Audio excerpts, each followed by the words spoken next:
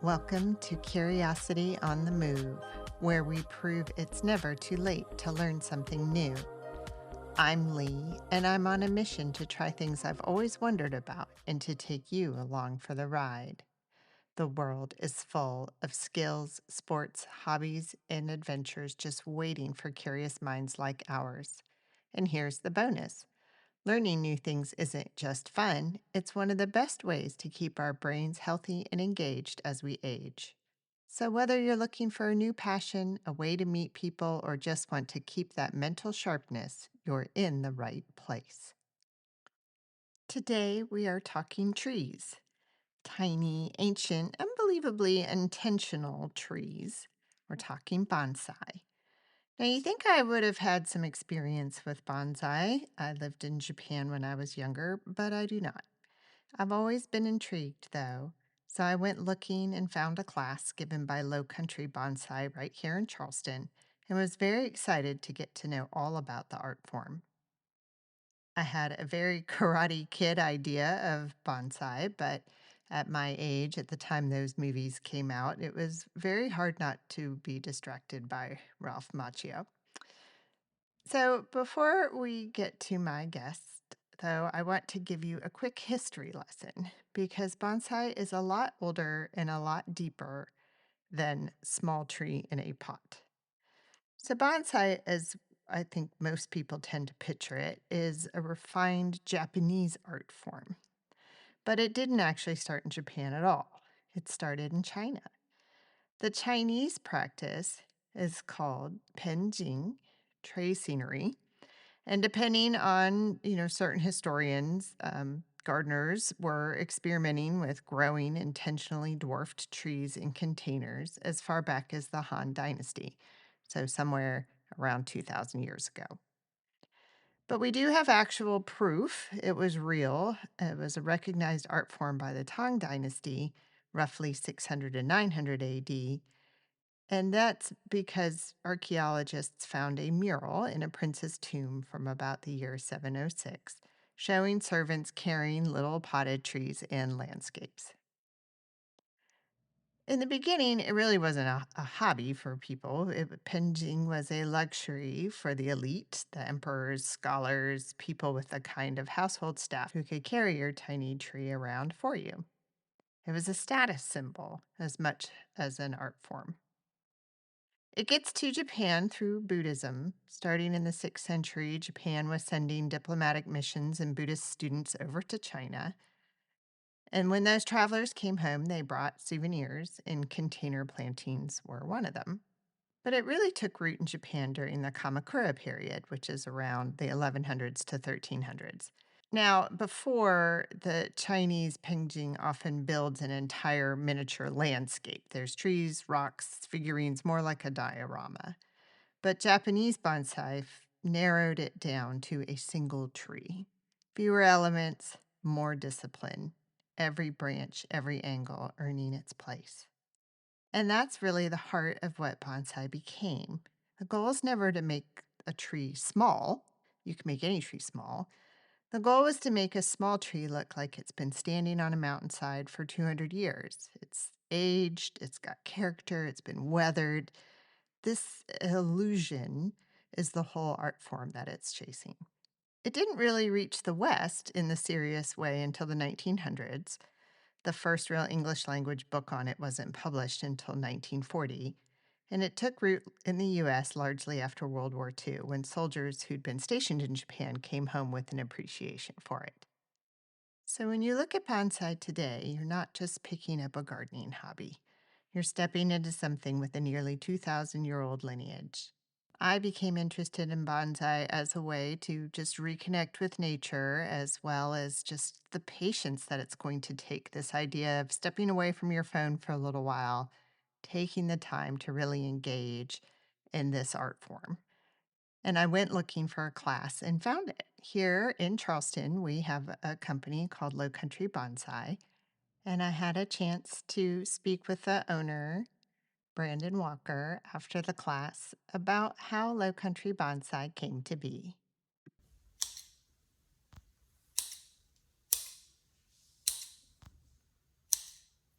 How did you first get into bonsai? So that's a good question. My mom and I have discussed this, and neither of us can. So I got my first bonsai tree when I was a freshman in college.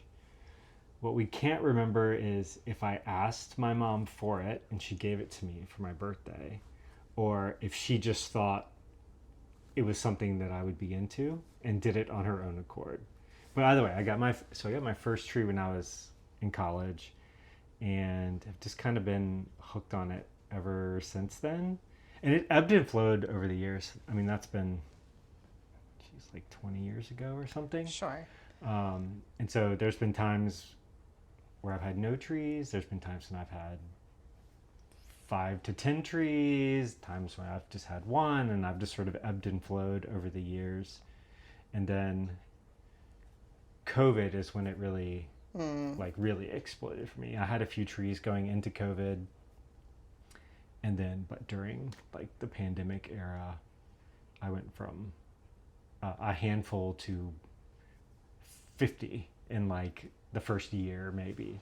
So other And people were getting chickens and you were getting bonsai yeah, trees. everyone else was getting chickens, and I'm buying bonsai trees. Yeah, exactly right. That's exactly right. What makes a college kid decide he wants a bonsai tree, though? I don't know. I guess I just thought they were cool. Yeah. You know, a lot of people talk about Karate Kid, and Sure. Obviously I hadn't at that time. I mean, I only really watched that when I was a child, so I don't know. I think probably what happened was my senior year of high school, my parents moved right as I was getting ready to go away to college. They moved up to North Georgia from just outside of Atlanta, and there's a bonsai nursery up there, kind of close to their house, and it's in a location where we would have to drive past it all the time. And so I'm sure that was sort of the trigger of driving past this nursery all the time and seeing it. That's probably what kind of brought it to the forefront. But I don't. I may have asked for one, or she may have just thought this is something he would like, and did it. So then what made you turn it into the business rather than just a personal hobby? I mean, if it was really picking up during COVID, and you probably weren't doing classes during the COVID times, but No, yeah. So I didn't start classes till last year. Last year was the first time I did a workshop. During going into COVID, I was working for a company outside of Atlanta, and so I would travel there all the time for work. When I would do that, I would go up to see my family, and I would pull into the same bonsai nursery that was right there and get whatever I needed, supplies, new trees, whatever. But during COVID, all business travel halted. Like everything just stopped. And so it was like during that time that I was trying to get more stuff was when I sort of recognized like there is nothing really around. There is no bonsai presence around the Charleston area at all. And so when I started it, I really just started it with my personal collection on a whim and set up a website and an Instagram account.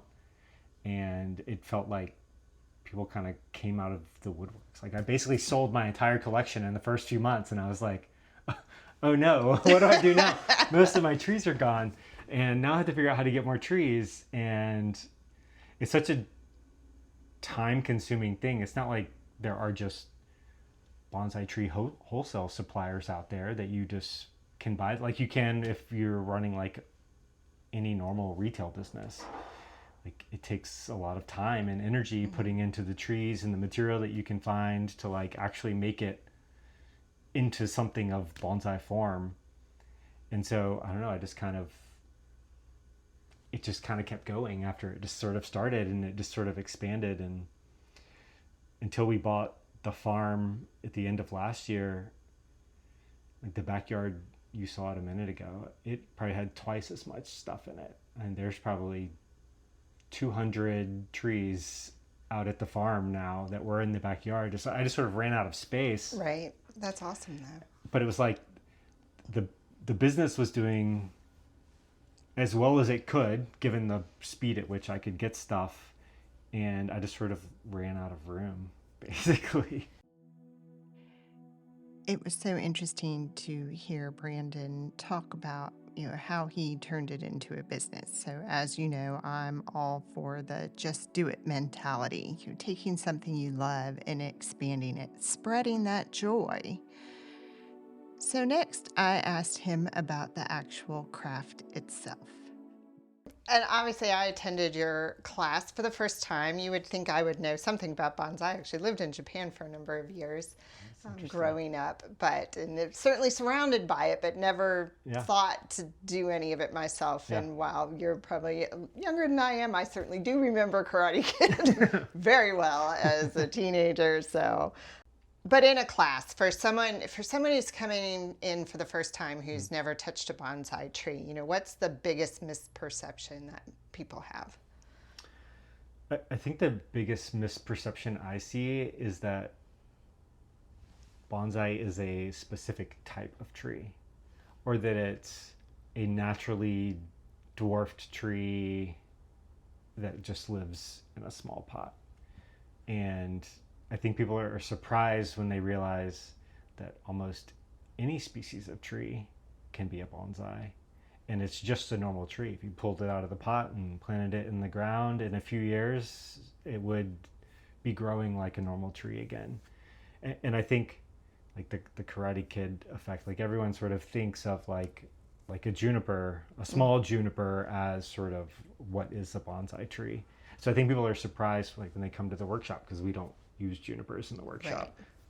We use dwarf jades, and I think they're a bit surprised sometimes when I'm sort of explaining that we have maples and pines and all these different types of trees that are bonsai trees, and that it's not necessarily a specific tree. It's just kind of a normal tree. Now there are some trees that aren't good bonsai subjects, but there's many that are great subjects for bonsai. Is there like an actual definition in terms of the art of turning a tree into something, or no? I really don't know. It's not anything I've thought about. Because you do. I think you immediately go straight to that kind of evergreenish, long needle looking sort of pine of Yeah. some tree that is itty bitty in a Yeah, pot. no, there's not. So really, like bonsai in Japanese just means tree in tray or tree in pot. And so really any tree in a pot is technically, by the definition, a bonsai tree. Um, but really, I think of it more. It's more of an art, really. So it's like, how do you define art, or what makes art? Like it's a bit subjective. Um, but I mean, the whole goal, really, or at least the way most people think about it, is it's a series of techniques that you would use to make something that's small in a small tree in a pot look like a full-size tree at scale, but just in miniature form. And you see all kinds of like wild shapes and stuff. And some people do make them very abstract art looking bonsai trees. Um, but I prefer more of like a naturalistic looking tree, like a small tree in a pot that looks like something you might, right, see around Charleston. And we did in the class start with that dwarf jade. Is Mm-hmm. there a tree? Is that just a really good beginner tree versus someone maybe who's a more advanced practitioner? Yeah, yeah. So the dwarf jade is extremely forgiving, and so I think it's a very good beginner subject because they can be neglected. You can forget to water them for a few days and they'll be okay. Other trees are less forgiving or require very specific techniques at very specific times that is sort of hard to teach in an individual workshop unless it's a specific time of year and you have a bunch of material that's ready for that technique to be performed on it at any given time. And so I have just found that that's sort of the easiest tree to get people in, and it also looks relatively good at the end of the class. Like the tree looks relatively complete, and a lot of times it can take years before a tree looks relatively good. So a lot of times when you start working on something that's maybe brand new material, it doesn't look that great for the first few years. It's a really not a great subject for a workshop when someone wants to kind of walk away with something that looks like cute that they can sit somewhere in there around their house or whatever and like enjoy. Well, so far we haven't killed ours. Well, that's good. That's good. They have been outside, I will That's say good. that. Yeah. Taking the workshop was amazing. It was so much fun to create this sculpture, and that's what it was. It wasn't just pruning a plant, but really turning it into a living sculpture. My husband took this class with me, and he found it so peaceful, so very relaxing. And that's definitely something we all need right now. So I asked Brandon about the mindset that bonsai creates. But obviously, it takes patience to wait those years to really see what this is. Not Yeah. just patience to let it grow into what it's really meant to be after that time, but patience Right. just in that single class itself to get through all the pruning Yeah. that we had to do, digging out the roots. That is definitely a technique, that having that. And do you find that's true for a lot of students, that they really have enjoying this pace, this kind of almost, I'd say it was very meditative. Do you find a Yeah. lot of your students kind of have that idea of this kind of patience mindset? Yeah. Yeah. I think so. I think we live in a culture that is so like connected to our phones and distracted at all times, whether it's push alerts coming on your watch or on your phone and emails coming in. And so I think just kind of getting in the workshop and like focusing on a single thing for an hour and a half or 2 hours, ever how long it takes, and really think about what it is you're doing and the decisions that you're making as you're cutting things off and roots. Like to me, I find that very meditative, and I think people connect that sort of through the tree as well during the class, and I hope they come away with a bit of appreciation for the patients, and I hope I'm also able to articulate well that the tree isn't finished. You've just started it on this long journey, and really we should be looking a year, 2, 3 years ahead of what we want it to become, and not necessarily what it is in that exact moment, which is often hard for people who want instant gratification. It's, yes, the way things are now. It's shame. But I do Yeah. find people are returning to this idea, I putting the Yeah. phones down, finding these hobbies that really are going to give them. I mean, it's not, I wouldn't class bonsai as a grandma hobby, but you hear that term a lot Yeah. now, Yeah. that folks are really looking to kind of have that disconnect and something that does take a lot of patience and focus. Yeah. So, Agreed. And I think it's healthy to do that and yes. disconnect a bit. Personally, my phone makes no noise and it doesn't vibrate. So if someone calls or texts or emails, like I have to make the conscious effort of like picking up my phone and looking at it when I decide like it's time for me to do that. I don't know. I just feel like those kind of boundaries are good they're healthy to draw for your sanity. Well, I think a lot of other people out there agree. I mean, your classes are full. Yeah. They sell out, and there had to have been what, I don't know, 50, 60 people in that room, maybe I more. think there were 40. 40? Yeah. Okay. Yeah. I usually try to cap it at 40. Just if you get more than that, it's kind of hard to be able to get around to everyone. So I found that like 35 to 40 is a good number where I can still get around and like engage with each person individually and not feel spread too thin and no one else kind of feels like they're being neglected. I've sort of converged on that number for now. And lastly, I wanted to know about beginners and what barriers or not there are to getting into bonsai, and what he hopes his students take away from his workshops. Is there, during the classrooms themselves, obviously most of these folks are beginners. I don't know, do you have a lot of repeat folks who come back again and do it a second time? Surprisingly, I've had not a lot, but I've had a handful of people that have come back again. Even just the same pair would come back again together and do another one, even though we're working on the same tree. What I've seen more is like a single person who came maybe solo or with a friend come back with another group of friends Sure. and like bring a group of friends with them to come back. So I've seen that a fair amount. And even a few people in this most recent class have said like, oh, I had this other group of friends. I'm going to get them to come to the one in October, and I think they would really enjoy it, and they'll come back. Great.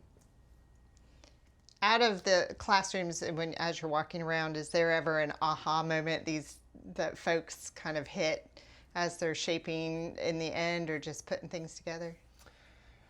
I think probably the biggest aha moment I see is just they can be a bit more aggressive with it than they feel. I think a lot of people have like this idea that bonsai trees are fragile in some way. And often maybe it's because we make them look old and frail or weathered over time.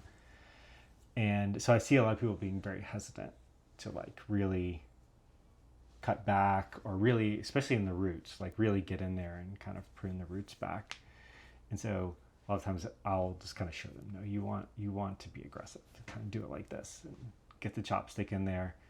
And then I think that makes them kind of feel better, like okay, all right, I'm not going to kill it by doing this, and then they can kind of let go and kind of start really doing it. I think that's probably the bigger thing. I mean, the other thing that comes up often is people sort of recognizing that it's not a juniper, like we talked about Right. earlier, of like this is not what I think of, but this is also a very cool looking tree to do this with.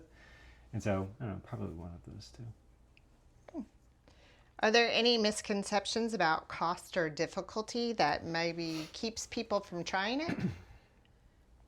I mean, yeah, one of the things you hear is like I have a brown thumb or something. I think people maybe over index on thinking that like you have to be a trained Japanese trained bonsai master to be able to like do and take care of a bonsai tree.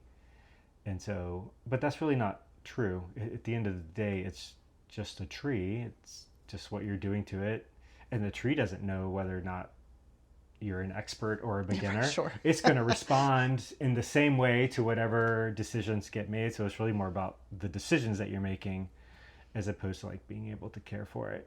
Trees in general are surprisingly resilient. They want to live, and I've seen them, and I've even neglected them and forgotten to water over time or cut something off I shouldn't have, and like you think, oh my god, I've killed this, and they're surprisingly resilient in the way that they come back. And cost, I mean, I've definitely there people have commented on trees that are very expensive because some of them are very expensive. But for the most part, I mean, you can kind of get started with any type of material and start working it. So there are ways to get into it without incurring a huge cost. And most of the trees that would be very expensive, it's going to be someone who's sort of a seasoned practitioner who's going to make the investment for a certain reason Sure. and carry that on. And so, but I mean, sometimes people are surprised by the cost. But when you think, even with like a small tree like we did in the workshop, when you think about the time and energy that you might put into that one little tree over the next year, when you think about that over 30, 40, 50, 100 years, like some of these specimen trees have been like a lot of time and money and energy has been put into that tree. And sometimes that gets reflected in the cost just because they become increasingly rare when you're talking Sure, about at that age. trees that have been in bonsai training for 100 years, right? Yeah. That's that you can't just go out and find No. those. So they're going to be relatively expensive. Well, for what we did that day, obviously taking it home, you provided all the materials Yeah. to shape the tree. But at home, at this point, what sort of equipment? I mean, is it just simply nothing more than just a pair of shears? Shears and fertilizer is really all you should need. Repotting, you would need some soil. Right? You don't just want to use the standard potting soil, but other than that, not really. And they make special bonsai shears for different techniques and stuff, and they're small and petite. But for the most part, I mean, any kind of shears will work as long as they're sharp enough to make a clean cut. You don't necessarily need super special tools to get started, at least. That's me. I need bare minimum. But what do you hope someone gets out of the class, though, even if they never decide to do bonsai again? um, I I hope people go away with, well, one, just an appreciation for the art in general, um, and an appreciation just for like the nature and the landscape that's around us, because that's really like bonsai's trying to recreate that in miniature form so that you can put it on display. And I think once you kind of recognize that and you start appreciating it, then you also start seeing it in the world around you. You'll see a, you know, very pretty bonsai tree sitting isolated in an arboretum or something, and then next thing you know, you're out, I don't know, on the coast around Charleston, and you will recognize like, oh, that tree is really cool, and think about what it would look like. I don't know. I just think it gives people an appreciation for sort of disconnecting and being more present with the world around them. Where can people find you if they want to come try a class for themselves? Well, the best places to find would be the website, which is lowcountrybonsai.com. And probably the most frequently updated thing would be Instagram. Follow on Instagram, which is just the same thing, Low Country Bonsai, no spaces or anything. That's where I post the most.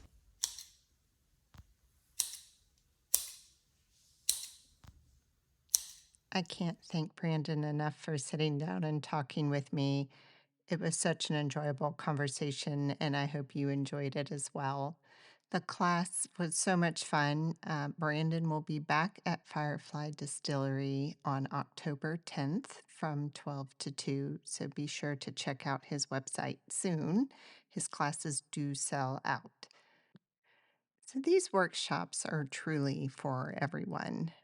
Like I said, my husband went with me, but we were amongst a table with older folks and much younger folks, single folks, people who were in the room with entire families, some with very small children. There were groups of friends who were coming by, together, 4 or 5 of them. It was definitely for everyone, and everyone has a very different take on what their tree is going to look like. Mine had a certain shape to it that I tried to work with. My husband's looks wildly different. But Brandon told me a story when we were chatting about a boy who was in the class who told him that he wanted his tree to sit alongside an aquarium that he had in his room. And he wanted it to look like the tree was blowing in a particular way because that's the way the wind would be coming off of this river or coast of what this aquarium meant to him. It's such an amazing art form. It's so subjective. You can do anything with it that you want.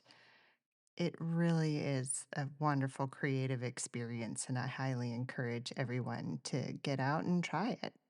So, thank you all for listening. I truly appreciate each and every single one of you. I can be found on Instagram at Curiosity on the Move. Drop me a DM if you have a subject that you would like me to try out, and you'll hear from me again in 2 weeks.